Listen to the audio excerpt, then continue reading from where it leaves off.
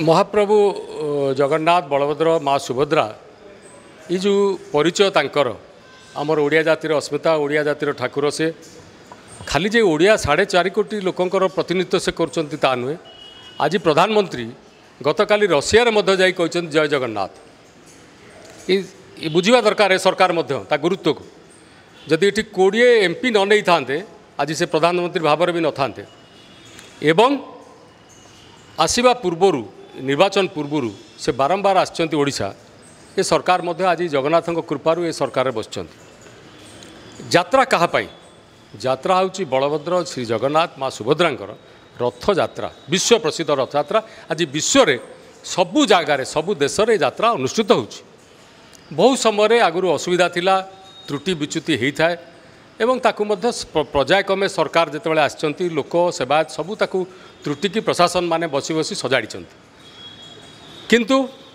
ये सरकार आसीबा परे खूब शीघ्र रथयात्रा अनुष्ठित है। रथयात्रा रे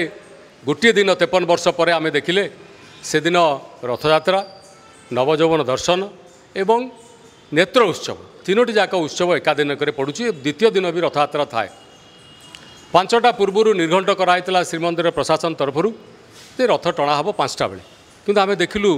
ठाकुर मानिया पड़ो से प्रभु तांको कार्यक्रम सेवायत माने करी ठीक ठाक करी रथ उपरे 3टा 3:30 बेले करी 4टा 5टा सुधा रथ टणा आरंभ होला। किछि समय पर देखिलु देशर राज्यर प्रतिष्ठित व्यक्ति माने राजनीतिक व्यक्ति माने एठी बसचंती रथ टणा देखुचंती सामिल होउचंती।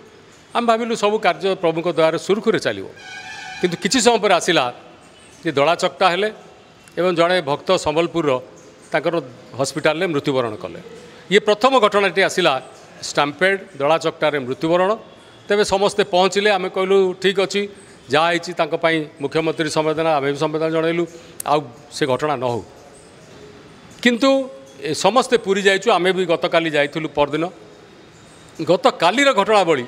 जिते ठाकुरंकर श्रीगुंडीचा मंदिर को पहंडी विजे कार्यक्रम आरंभ होची हठात करी आपणकर मीडिया भाई माने अछंती कैमेरा चली लोक देखुंट लक्ष लक्ष लोक बड़ ठाकुर आग सुदर्शन चली आसिले बड़ ठाकुर पहंड चली हठात करी देखिलु आमे से चारमाला उपरू ठाकुर मुँह माड़ी तले पड़ जाउछन। लोक रोदन करछंती कांदीचंती पुरी रे आमको भी कहले कष्ट होता है। ये कौन ये जिनिस आकू केही ओडिया लोक जी जगन्नाथ प्रेमी भक्त जी बड़ बड़ ठाकुर भक्त केही टॉयलेट करेंगे ना। आमे कहलु निश्चित भाव में मुझे कथा कहूँ आपण को आमे भाविलु जा अघटन निश्चित भाव में ये कहीं कौन है देखा गला बेलू ता भितर आसला दायित्व संपन्न सरकार विवृत्ति खोद उपमुख्यमंत्री प्रभाती परिड़ा कहते जे ये प्रभुंकर लीला खेला एवं ये सामान्यतम घटना बड़ा आश्चर्य लगिला एवं तार किसी समय पर आसला